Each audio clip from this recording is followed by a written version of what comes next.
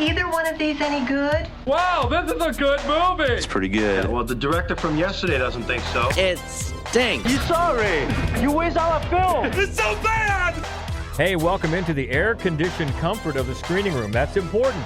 That's important this weekend, where you are. But air-conditioned is right. She is Hope Madden. He's George Wolf. We're from madwolf.com, and let's start out with a rom-com fantasy. Marketing maven Kelly Jones wreaks havoc on launch director Cole Davis's already difficult task. When the White House deems the mission too important to fail, the countdown truly begins in Fly Me to the Moon. The whole world will be watching.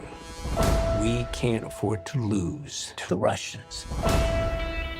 We need to shoot the backup version of the moon landing. You mean to fake it? No one can ever know what we're doing. I cannot accept that. They will shoot you. What is my budget? Oh, boy. I know a lot more about the moon than I know about you. Give me go, no go for launch. If you fake this mission, every single thing that we have sacrificed will have been for nothing. You know you couldn't have made it to this day without me. 4, 3, 2,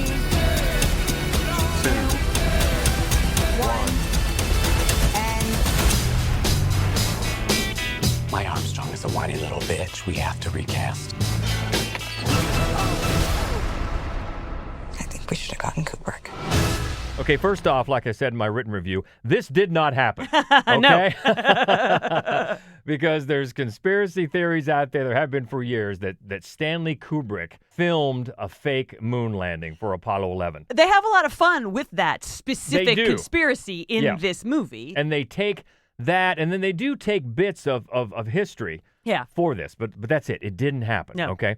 It's a fantasy rom-com based around the Apollo 11 mission to put men on the moon. And at that time, you know, there had been some tragedy. There had been some things with the Apollo program. And the story picks up that, Kelly Jones, played by Scarlett Johansson, is this incredible marketer ad woman right out of Mad Men, except a little lighter touch. I mean, she uses her flirtiness to great advantage, and knows. But she's also really smart about what she's doing. She's very smart. Yeah, she's very smart. She knows how to get things done. So she's hired to build this ad campaign to get the country back behind the Apollo program. We got to do this and get our men on the moon. She does it very, very well. Yes. Next thing you know, President Nixon has decided this mission is too big to fail, so he sends his fixer, Mo Burkus, in, played by Woody Harrelson. A delight, to make sure that because it's too big to fail, it won't fail even if it does fail. Right. And by that, they mean filming a fake moon landing in case they need to show that to the American people. This doesn't sit well with the flight director, Cole Davis, played by Channing Tatum. Now, his character is sort of based on a real astronaut, Deke Slayton. But again, didn't happen really. So that brings the triangle. And of course, the flight director, Cole, Channing Tatum, he's not interested in this craziness of filming at all. He's very committed to the project. Although really any of the marketing ploys that she comes up with. Exactly. Although they're very successful. They are. And of course, he notices that she's very beautiful and charming. And so there's some budding flirtation and some attraction there because he's obviously very handsome as well. One of the problems, maybe the biggest problem with this movie is there's not a lot of chemistry between those two. The chemistry is between ScarJo and Woody Harrelson. Well, yeah, because, they're the two that they're funny, they're mischievous, they're both kind of bending the rules and they're hilarious together and they bring out like a sparkle in each other. Yeah, because sometimes, and we don't want to give away too much, sometimes they're working for a common goal, and then sometimes they're at odds with each other, and they're trying to go behind the other one's back to get what they want. And it's very sort of, game recognizes game. Yes. So there's no flirtation here. They each see they have a good adversary, and neither of them is used to it. And it's both of those performances are so great. Yeah, every time it's focusing on Channing and ScarJo, you're like, can we get back to ScarJo and Woody. And this is Channing Tatum, and we've said this before, has shown to be very good in comedy roles. In fact, I think that's where his real value is. I mean, when we first noticed him as a breakout actor, like, man, this guy can do comedy. Yeah, for sure. And his role is not comedic. It's not really. And also he just for the sort of, airy 1960s banter-laden rom-com, he just feels wildly miscast to me. Plus, he has to carry his character is carrying a bit of a tortured past, a past incident that haunts him. If you know the history of NASA, you might guess what that is. But and that doesn't really come off either. And it just it's an unfortunate miscasting. Obviously, they're both very good-looking people. Yes, you can understand that. Yeah, but it's just not there for the rom-com. Now there's a lot to like about this movie. It looks great. It does. They do a real great, put a real nice throwback sheen on it. And the director is Greg Berlanti, who I really enjoyed his Love, Simon a few years ago. Yeah, you did. Really liked that. So, the pace at times is pretty good, although the running time gets a little bloated. Yep. And that's especially curious when you remember this didn't really happen. So it's not like they have to get in all these historical facts. Right. So there are some fun supporting performances. There are. That's good. Ray Romano has... For Ray Romano's character is burdened with a lot of exposition, but he does a great job. He's very funny, and he gets some of the funniest lines. And then Jim Rash plays the director who they bring in to make this fake moonlighting, and of course to make this fake moon landing. And of course, he's got very artiste aspirations in the beginning, but then they're like, do this right or they'll shoot you. Okay. Yeah, he is. He's very good too. So you're right. There's some good supporting performances. And all around, it's one that you really want to like. Yeah. It's fun. It looks good. It's flirty enough, but it's just it runs a little long, and the main romance just doesn't really land as well as the back and forth between, as we've said, Woody and ScarJo. That's where the fun is. It's a better streamer than a theatrical release. It kind of is, and it feels like when you're watching it, it feels like this would be more suited to be a streamer. And we have to talk about the wardrobe. Channing Tatum's wardrobe is very curious. Not only does he constantly wear these short-sleeve mock turtlenecks. Okay, that's a fashion thing back then, but it's often the very same one. The yellow one, it just keeps coming up. Yeah, and it's got that almost Charlie Brown sweater look about it. It is a curious choice, especially because they make a point of showing, when they're in mission control, just row upon row upon row of people in, these bad button-down white shirts with ties, and then smack in the middle, there he is in a mock turtleneck of a color. They're all wearing the same shirt you see in every mission control scene in any movie. And then here's this guy, this flight director with his mock turtleneck, the same one every day. And then, they changed it to a blue one, exactly the same. We just go on about this because you can't look away from it. And it becomes very, very apparent. This is clearly on purpose. Yeah, and I don't know, are they trying to say he's like a loose cannon? He's not like the others? Because he's just like the others. Or he's just so committed he doesn't care about his wardrobe. But it gets to be just a gag, like, what's the deal with this shirt? Yeah. But that's just one of the things. But it's not bad. It is likable. Again, we say this so many times. If they could have shaved 30 minutes off this thing, it would have been a lot more, because it does start to drag a little bit. But there is some fun to be found here. And especially if you're interested in these sort of historical things that didn't really happen, but still, have I said that enough? The funny thing is, because part of this idea, I guess, for the film came from a mockumentary that was made about 20 years ago, a mockumentary about Stanley Kubrick filming this. And it's such a mockumentary. I think it's a foreign film. I think it's called Operation Luna. At the end of that movie, the filmmakers are laughing, and they're just fessing up to the whole hoax, but conspiracy theorists still use that movie to point to it as the reason, that he really did film a fake moon landing. So anyway, this film has fun with that, some wink fun, and there definitely is some fun to be had here, just not as much as they would have liked. It's in the theaters now, and it's called Fly Me to the Moon. Let's change gears entirely for a crime horror thriller we've been waiting for. A lot of people have. In pursuit of a serial killer, an FBI agent uncovers a series of occult clues that she must solve to end his terrifying killing spree. It's Longlegs. I know you're not afraid of a little bit of dark. Because you are the dark. Do you still say your prayers? Never once. They scared me. Hello? You could have made nice with me. But you didn't. And that has led to all of this.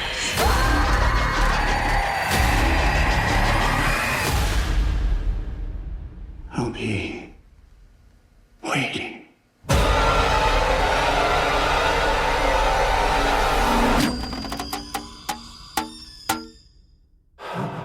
Oh, yeah. Latest from Oz Perkins. If you don't know, get to know. Yes. He's had 2 great horror films, The Black Coat's Daughter. Yep. And Gretel and Hansel. Gretel and Hansel. Also, I Am the Pretty Thing That Lives in the House, which was it was a Netflix streamer. It never had theatrical, but it's another great movie. Yeah, and yes, he is Anthony Perkins' son.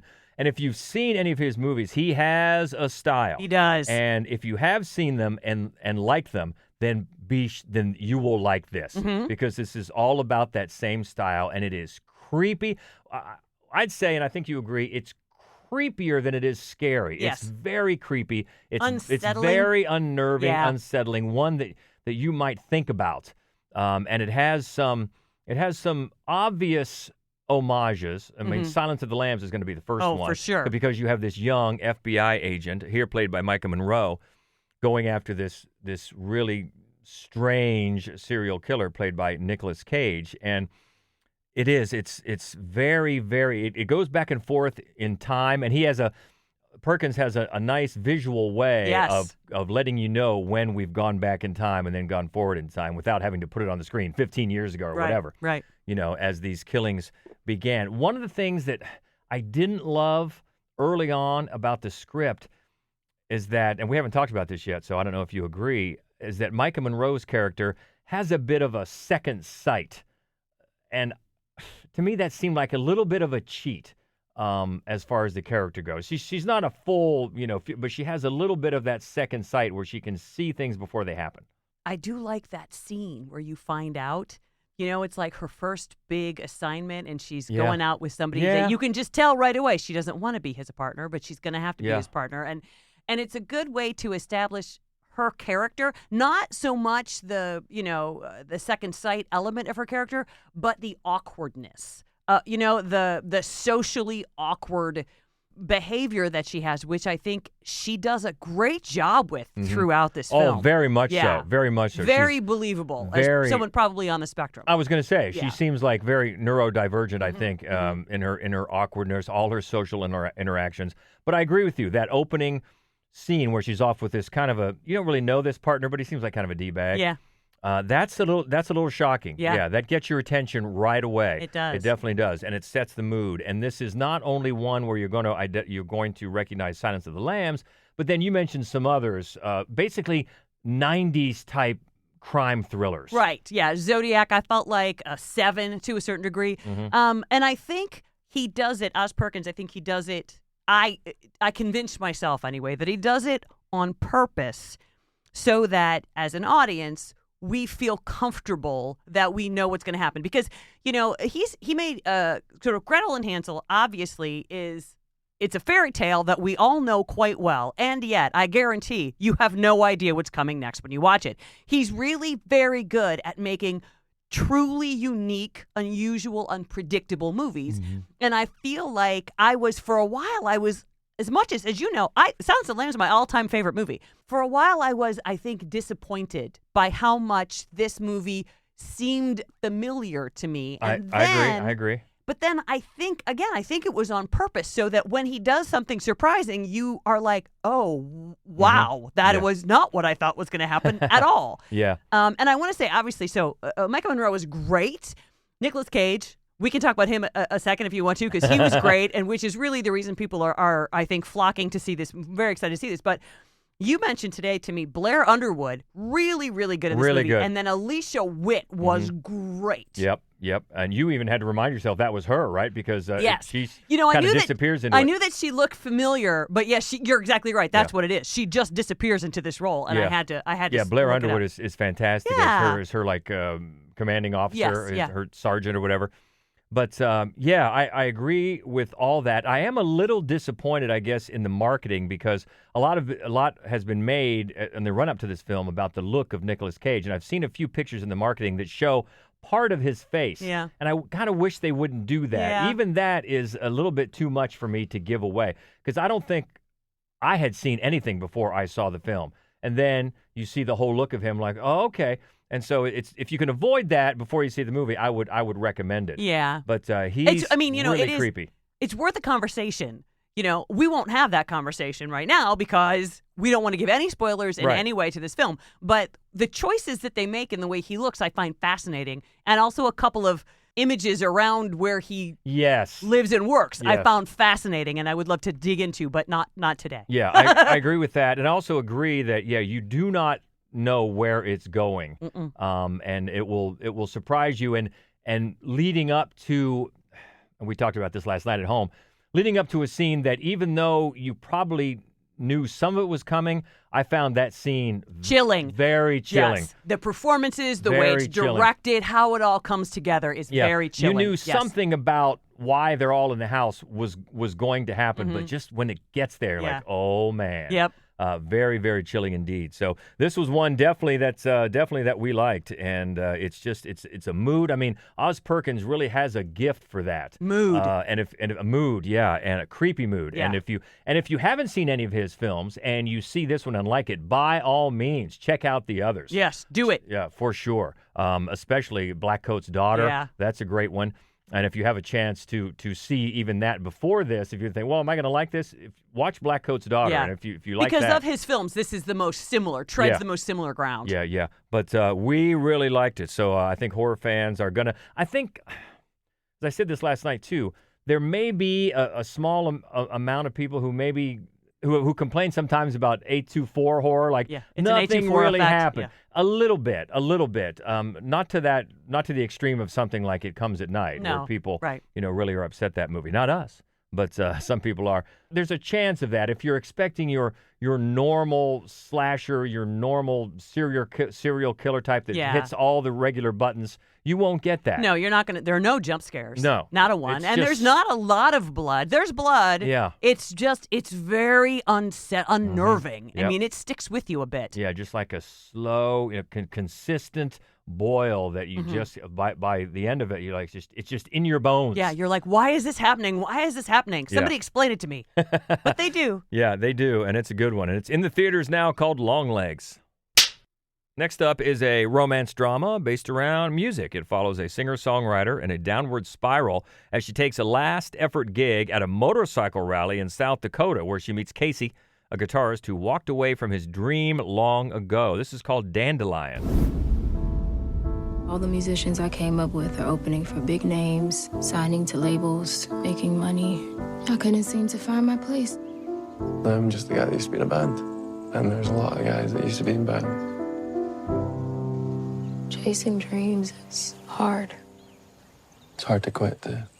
Was in Custard Park, I was passing through, and you followed me on the road that day. What do you take me for? Were you listening?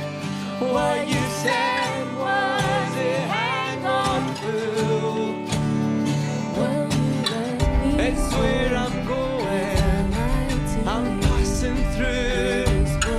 You call my name, you know the answer now. It's called playing music, so it should feel like play.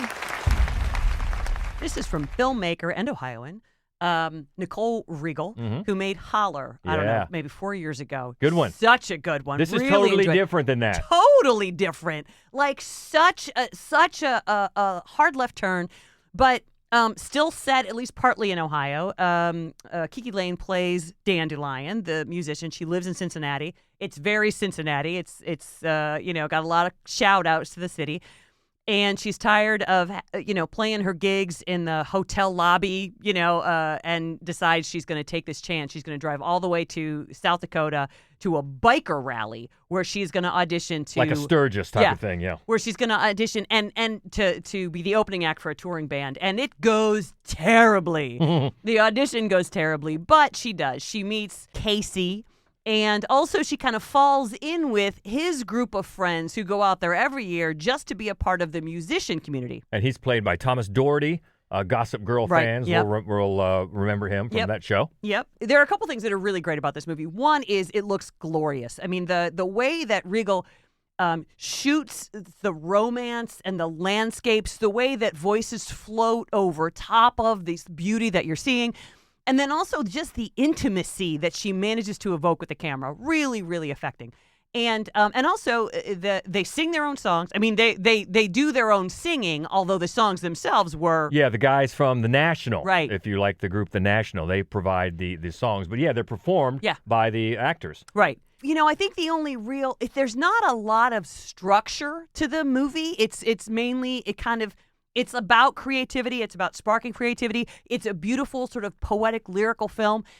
But because of that, it feels long. There are times where you think, I just felt like we could have shortened. It's a full 2 hours, and it could have easily been 90 minutes. Yeah, and it will remind you, if you're a fan of Once from years ago, which we are. Yeah.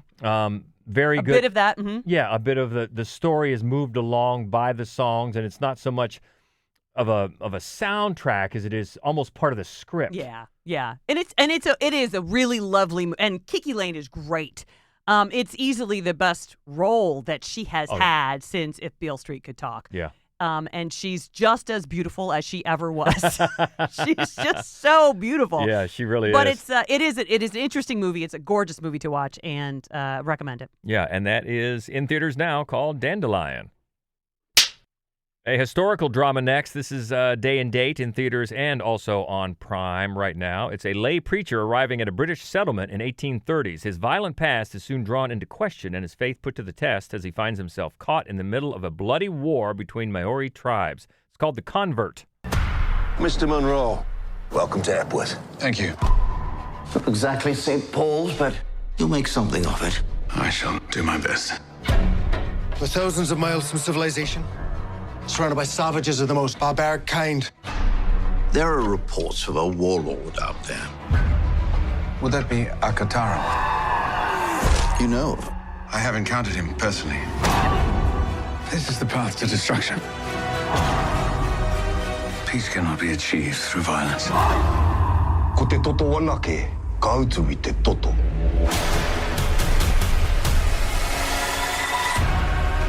This is a violent land. Revenge, death. Go hand in hand. You fight or you die. We die as warriors.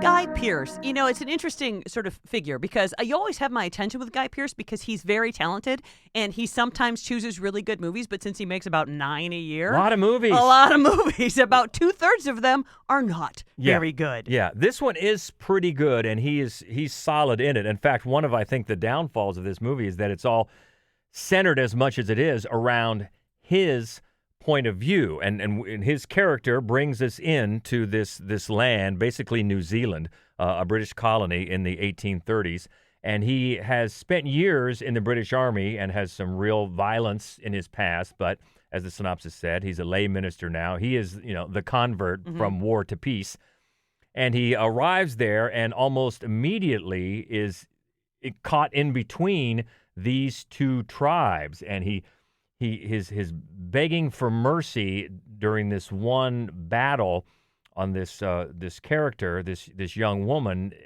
ends up having the woman almost given to him by the warring tribe. And then when they get back to the other tribe, this woman's chief then from their tribe says for her and then another young man to go live with the settlers that the Guy Pearce is coming to be the chaplain, live and get mentored by them in their ways. And so he sort of takes on the care, I guess, and the teaching, the mentorship of these two Maori, a young man and a young woman. And, of course, he finds out that there's some bigots in the British colony. What? What? And as colonizers? Yeah, what? Exactly. And as the movie points out in the very beginning, up until the 1800s, the Maoris were they called edged weapon warriors. Mm-hmm. And then the 1800s brought two things. It brought muskets and it brought Christianity. Right. And so how do you think that's going to work out? Just as you think it will. So the interest here is between, the really emotional pull is between these two tribes. And the movie never does go full on white savior. That's the good thing about it. And it's from co-writer and director Lee Tamahori, a New Zealander, who shows a real commitment to authenticity in casting, in language, in customs, all that really well done. And the movie looks very good as well. It does take on some definite Dances with Wolves vibes. I mean, in the way the story goes, before the two warring tribes are still committed to fighting over this land and dying if they have to. And of course, Guy Pearce points out that you're only doing the work of the colonizers. They want you to kill each other. Yep. You're doing the work for them. And so that's an interesting question. It's one that still is vital today, obviously, between keeping, it's in the interest. have-nots. Right. It's in the interest of the haves to keep the have-nots fighting amongst themselves so they won't turn to them. So that's still a very relevant question.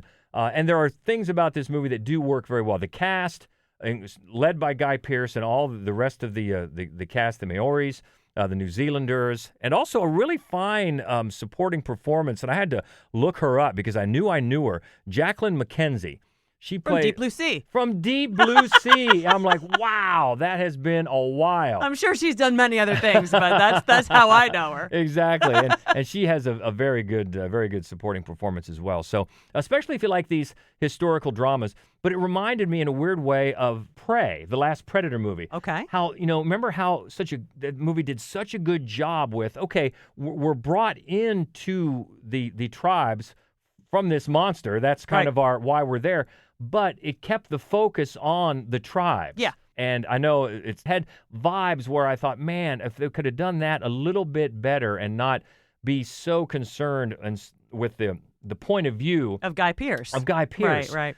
Because we've seen that story before. So many times. Not that it's frivolous, but it's not fresh. Right. And the emotional pull here is what's going on around him. So not a total success, but still, especially if you like these historical dramas, it is well worth checking out because a lot of it is well done, and it is on Prime and in select theaters now, and it's called The Convert. Let's go to a documentary in theaters next. With unprecedented access to Taiwan's sitting head of state, director Vanessa Hope investigates the election and tenure of Tsai Ing-wen, the first female president of Taiwan. It's called Invisible Nation. We have a history of not fully understanding totalitarian regime until it's too late. Everything we are doing is to deter the kind of atrocities that are happening in Ukraine from being repeated in Taiwan. If Xi Jinping wants to do it, he'll take Taiwan, and he'll kill hundreds of thousands of people in the process. Freedom around the world is under threat like never before. Taiwan has long been on the front lines of this battle. 我们只有一个选项，就是每一个台湾人都要走出去，到世界的每一个角落，让世界看得到台湾。Eva Fraser reviewed this one for us at madwolf.com.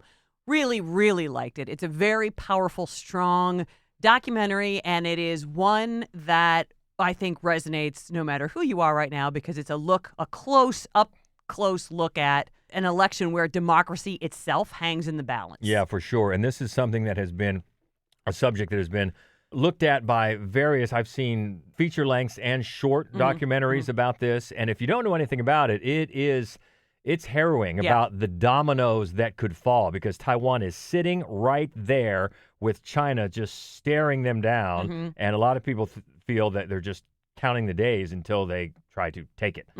So it's fascinating and scary. And Ava really liked this. And it's, as the synopsis said, some unprecedented access to the first female president of Taiwan. You can check out Eva's full review at madwolf.com. But the big recommendation in theaters now for the documentary Invisible Nation.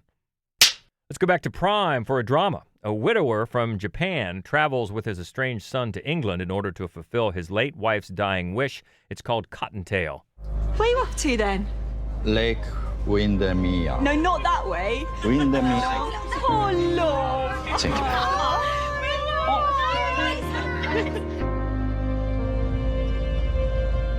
Is this all you've got, Ken? What you're doing, it's the kind of thing you do with family. I have a son. Does he know where you are? これが母さんの願い。何わかんないんだよ。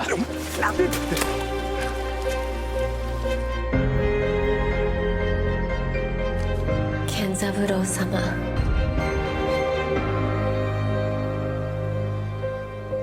Christy Robb reviewed this one for us, and it's a film where there are not a lot of surprises, right? The groundwork has been laid. You know what's going to happen. And the reason that it succeeds, and it does succeed, is because the performances and the direction and the writing very understated and elegant.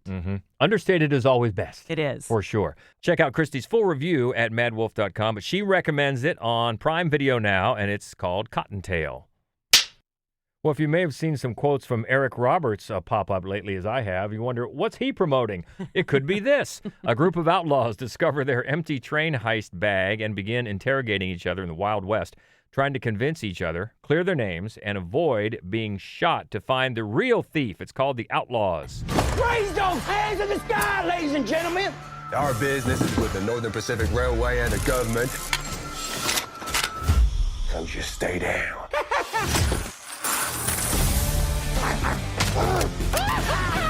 We are thick as thieves.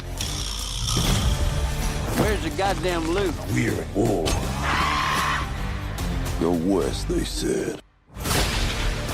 A little jumpy now, aren't we? I'm keeping a close eye on you. Shut your mouth and pull the trigger.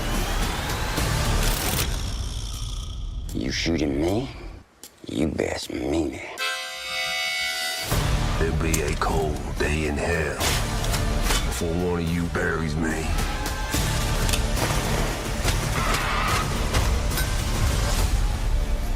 Damn, what a day, what a goddamn day. You can say that again. Rachel Willis reviewed this one for us. A bit of a disappointment. One of the things that it really lacks, given that it's a bunch of outlaws waiting for the big outlaw, played by Eric Roberts, to show up, is menace. Most of the characters really they're not memorable in any way. That's not the case with everybody in the cast, but on the whole, it's just a movie that lacks teeth. Yeah, this is from co-writers and directors Joey Palmroos and Austin Paul. Yeah, and you can check out Rachel's full review now at madwolf.com. It is on Prime Video, and it's called The Outlaws. And one more in theaters, a fantasy horror drama follows two rookie detectives who set out to solve a homicide, but end up in an alternate reality made up of their worst nightmares. It's called The Blue Rose. I'm assuming you've come in regard to my sister's husband. Has your sister ever lashed out or done anything she regretted? I suppose we've all done things we regret.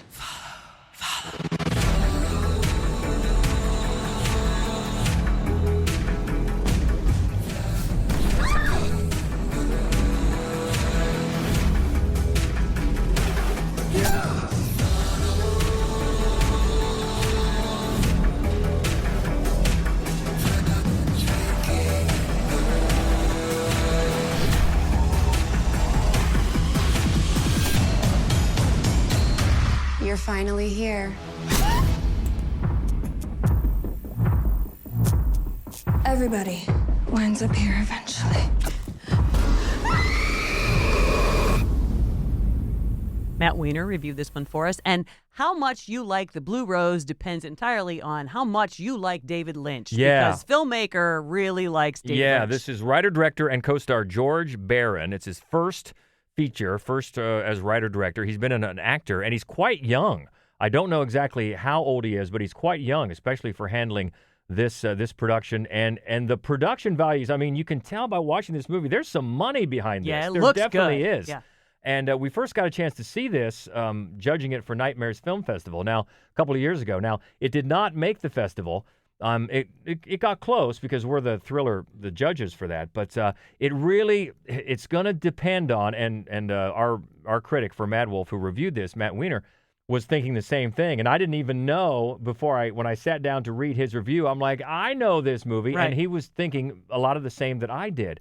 It's just going to depend on whether you think he's homaging David Lynch or outright robbing him. Yeah. And it's a pretty slippery slope as far as I was concerned. But I think the other thing is that while it's a great attempt, it's got sort of the unpleasant beauty, right, look of a David Lynch film, but it is kind of lacking the primal horror beneath what he does. Yeah, it just doesn't seem that original. Like, how am I going to write and film a David Lynch film just without David Lynch? But you still, respect, I think, the big swing that this George Barron took. It's a big swing and a well-funded swing. I mean, props for getting the money that he got for this together. And speaking of David Lynch, one of the actors, you see Ray Wise pops up in this movie, and he's always fun to see. So it's very interesting. I mean, it'll be fascinating to see what this young man does in the future because this is quite an ambitious first step, and it's one that you could end up liking very much, or because if you come out on the side of, well, it's just an homage, it's a love letter to his. Okay, fine. I kind of thought it wasn't so much. It was just so much of maybe taking too much without homaging. But see what you think, and you can check out Matt Weiner's full review at madwolf.com, and it is out in select theaters, and I believe for streaming right now as well, and it's called The Blue Rose. Let's all go to the lobby. Let's all go to the lobby. Let's all go to the lobby. Stopping back in the lobby to check in with Daniel Baldwin, a.k.a. the Schlocketeer, for the studio news and notes. Who's making news and notes? Well, first things first, Kevin Costner's Horizon Chapter 1 will arrive on VOD on July 16th. On top of that, Chapter 2 has been pulled from its mid-August theatrical release date. Word is that Costner and Warner Brothers are just reevaluating the release strategy at this point. Costner is currently still expected to continue filming on Chapter 3 this fall. Now, was it going to be just a trilogy, or were there 4 parts? 4 parts is the goal, I believe. Yeah. Okay. Assuming he can find, because he's been independently financing the entire thing. Ooh. So, assuming he can find the money, I'm sure he'll make all 4 of them by hook or by crook. Yeah. All right. We'll see. The Daisy Ridley biographical drama Young Woman and the Sea will premiere on Disney Plus on July 19th. Also on July 19th will be the Peacock premiere for Radio Silence's Abigail. Ghostbusters Frozen Empire will finally debut on Netflix come July 22nd. And the black and white version of Godzilla Minus One will debut on Netflix on August 1st. Nice. Yes. The Vordelach will hit VOD on August 2nd. That's a fun movie. That is a weird one. I enjoyed that. I'm looking forward to that one. And Saban Films will release Neil Marshall's new action thriller Duchess on VOD on August 9th. I want to see him get back in form because early on we were all about it, and there's been some disappointments. Let's put it that way. Indeed. Fingers crossed. Moving into fall, Shudder has announced VHS Beyond, which is the latest installment in the ongoing horror anthology series. This one will premiere on their service on October 4th, And the filmmakers this time around are Kate Siegel, Justin and Christian Long, Verrett Powell, Justin Martinez, and Nightmares Film Festival alum Jordan Downey. Nice. Hey. Yeah. Like to hear that. Yes, we do. Vertical Entertainment will release the Melissa Barrera starring creature feature rom-com Your Monster in theaters on October 25th. And Apple has set a November 1st limited theatrical release for Shame and 12 Years a Slave filmmaker Steve McQueen's latest film, Blitz. It's a World War II drama set during the bombings of London, and it'll have a streaming premiere on Apple TV Plus on November 22nd. I hope it has a theatrical. Yeah, just limited on the 1st. Oh, okay, all right. Gotcha. All right. And then we've got 2 release dates moving up. The release of Ridley Scott's Gladiator 2 has moved up a week to November 15th. And Universal has moved up the release of Wicked Part 1 by a week to November 22nd. Oh, they're not the same week anymore. Not unless they switch them around again. Okay, because which is possible. You might have posted something about they were trying already to make it the new Barbenheimer, but can't really do that if you don't have the same week. It's been musical chairs in November, so who knows, they could end up on the same week again anyway. I gotta be honest with you. I hope they don't, because it's really hard for us to cover both. It was tough for us to get to both of those screenings. What I'm saying. It was. And I know how much you want to see Wicked. So. Yeah, actually, you're right. That would be an excellent reason for me to not make it to Wicked. We'll see. I'm sure it's going to be great. It's just my own weirdness. And actually, I do have one more thing for you. I know you're dying to see this one, George. Focus Features has set a September 12th, 2025 release for Downton Abbey 3. Give me an excuse to do my Downton Abbey voice. No, we'll just put that away. No, for the people that love that, God bless them. What I always say. Thank you. You can always catch up with Daniel on the socials at the Schlocketeer. And until next week, have a good one. Hey, you too. Thanks for having me. The Downton Abbey. Looking ahead to next week, one that's getting some pretty good early buzz, maybe surprising me a little bit, for Twisters. Also, just the two of us. My Spy 2. Well, no, it's not called My Spy 2. It's My Spy: The Eternal City comes out next week. Also, National Anthem. One called Crumb Catcher. Cannot wait. Probably going to watch it today. Crumb Very Catcher. excited about Crumb Catcher. Also, Skywalker's A Love Story. Find Me Falling. And the other one I'm most excited about, Oddity. All right. That's next week, though. What do you think about this week? Fly Me to the Moon, Longlegs, Dandelion. Ooh, yeah, a lot of different fare, a variety of fare on the menu this week. And what do you think? We always love to keep the conversation going. You can find us easily on Threads, on Instagram, on Facebook. It's all at Mad Wolf Columbus, and of course the main website where you can find all of our written reviews and our other podcasts called Fright Club, which actually we're going to record a new one tonight. That's right. So we'll have that all edited and set to go here in a few days. Find all that fun stuff all at madwolf.com. So keep in touch. Let us know what you think about the movies, what you're looking forward to. I'd love to hear from you. And until then, she is Hope Madden. He's George Wolf. And this is the Screening Room Podcast. See ya. I do wish we could chat longer, but I'm having an old friend for dinner. Bye. How you like my English accent, huh? I learned it from the Downton Abbey.